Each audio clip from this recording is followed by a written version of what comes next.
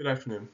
My name is Hunter Banks, and for my final project, I would like to present on the semiconductor chip shortage from 2020 to 2023. The shortage of these semiconductors started in COVID, and it was a multi-year disruption caused by unprecedented bullwhip effect, environmental disasters, and geopolitical instability. The cause of this was that the demand was flipped on the suppliers.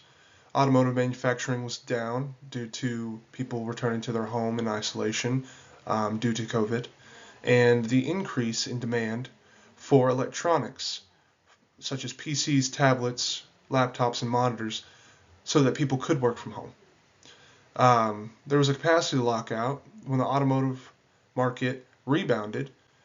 Product lines were already full, creating a 6 month to year long backlog.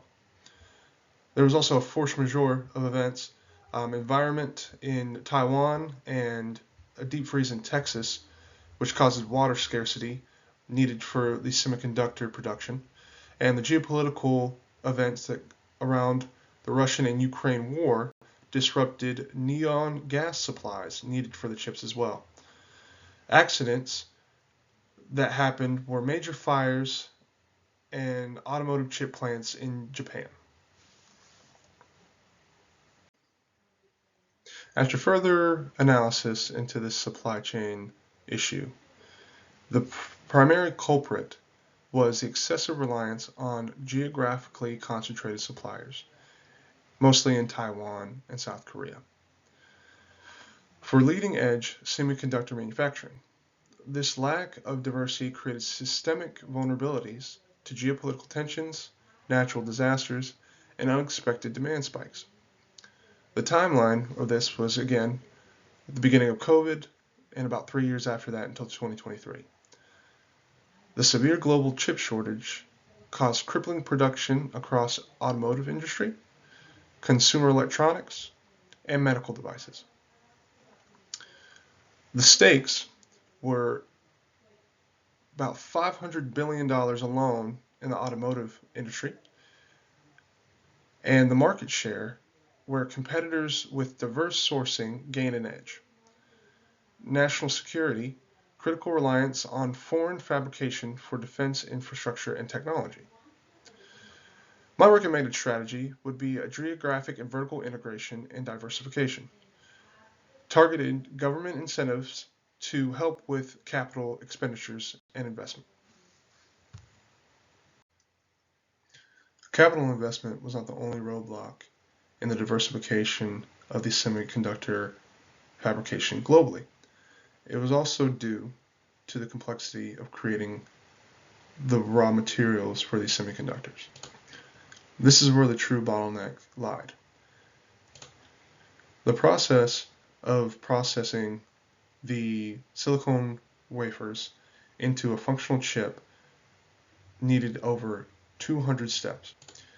This created a severe geographical and corporate concentration. 92% of leading edge fabrication capacity is located in Taiwan, which is TSMC, and South Korea, or Samsung. The high cost, complexity, and specialized skills required for modern fabrication created enormous barriers to entry, leading to a de facto oligopoly. Improvement in our supply chain resilience must occur. This will reduce our risk factor associated with a single point of failure in our production of these semiconductors. To identify the cause of this problem, I performed a 5 whys analysis. The original problem is the semiconductor chip shortage caused such widespread crippling production delays. The first why is because there was not enough supply of the chips to ramp up automotive production after the lull in demand caused by mass quarantining during COVID. Because the few major fabrication plants could not ramp up production fast enough, presenting key indicators of the bullwhip effect. The third why is because the immense capital expenditure, exceeding $20 billion per new fabrication plant, and specialized talent required, created massive barriers to entry for new capacity. The fourth why is because the industry adopted a just-in-time model focused on low cost and high efficiency, favoring consolidation and improving low-cost areas. And what I believe is the root cause of the issue is after decades of chasing low cost, we prioritized cost efficiency over resilience, which led to extreme geographical concentrations of the most critical manufacturing process. This is a strategic misalignment we must correct. My first option is a tactical fix, using a buffer stock and dual sourcing. This involves contracting for a 12-month minimum buffer stock of critical chips and mandating dual sourcing for standard components. This is the quickest path to short-term stability and lowest risk of technological failure. However, this option carries high working capital costs and risks of rendering existing inventory obsolete. Most importantly, it fails to address the root cause of geographic concentration. The option is highly feasible due to its limiting factors of more financial investment and thorough contracting. The estimated cost of this solution, however, is about $5 billion over 3 years. My second option focuses on geographic and vertical integration and diversification. This is my strategic fix, designed to move us away from tactical survival and towards long-term resilience. The plan is to partner with local governments in the US and EU to co-invest in new geographically stable fabrication. By providing upfront capital investment, we will lock in a long-term supply that guarantees our production priority. This provides true supply chain resilience by diversifying our geography. We must be transparent about the challenges. This option involves the highest capital expenditure and longest lead time, as new fabrication hubs typically take 4 to 5 years to build. There is also a risk of underutilization if future demand forecasts shift significantly. My recommended path is option B, which is a more strategic fix. I propose partnering with US and EU governments to co-invest in building new fabrication hubs. This requires higher capex and 4 to 5 year lead time, but it secures true resilience by diversifying our geography and securing future capacity.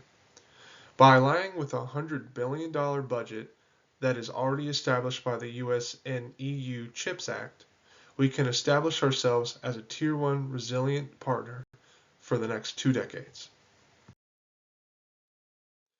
This slide breaks down the impacts across our stakeholders. Currently, we are facing revenue loss and a decreased customer trust. Our automotive and OEM clients are suffering from production stoppages and inability to fulfill orders, damaging their reputation. By diversifying, our company gains stable pricing and supply security, while our government benefits from domestic job creation and national security. Ultimately, customers see the biggest benefit through more accessible, low-cost final products. My plan for implementation of Solution B is a 90-day plan. It starts with a 30-day evaluation phase to identify total capital expenditure and a potential fabrication partners. By 60 days, we lock in government incentives and negotiate volume contracts in exchange for our upfront investment. Within 90 days, we implement a supply chain control tower system. This will allow us to monitor new fabrication hubs, construction, and capacity allocation. Our primary initial metric is contracted future capacity secured, targeting 15% semiconductor fabrication outside of Southeast Asia. To sustain our semiconductor chip fabrication, we will employ AI-powered demand sensing. to predict fluctuation in the market 18 to 24 months out. We will also require utilization of blockchain for raw material traceability. We should target a 30% reduction in our risk index and a 20% reduction in total lead times for critical components over the next 3 years. To mitigate risk, we must introduce a capacity flex clause into our contracts, allowing for 10% volume adjustments based off of our demand forecasting. To address talent shortages, we will fund semiconductor engineer programs at local universities near these hubs. As we look back at the chaos of the semiconductor chip shortage, we have to move beyond just identifying what happened and focus on what we learned. There are two fundamental lessons that must reshape our corporate DNA moving forward.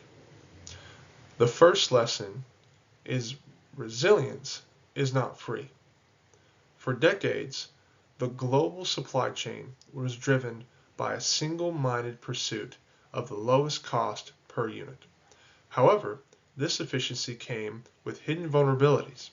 I have now proven that the lowest unit cost strategy ultimately led to the highest total system cost once revenue was lost. I am proposing a shift. Our supply chain functions must evolve from a simple cost center to a strategic value center. We must accept this resilience and as not an extra. It is a necessary cost of doing business in a volatile world. The second lesson is that geopolitics is a material supply chain factor. Traditionally, geopolitics was handled by legal or government affairs, while supply chain focused on just logistics. This era is over. The risk associated with the Taiwan Strait, combined with the public policy opportunities presented by the US and the EU CHIPS Act, are now material financial factors for this company. Our future strategy cannot rely on traditional financial modeling alone. It must incorporate rigorous geopolitical modeling to protect our interests. In short, we are no longer just buying chips, we are managing global risk. These takeaways justify the $10 billion investment because they prove that the status quo is more expensive than the solution. In conclusion, the current geographic concentration of semiconductor chip fabrication is unacceptable.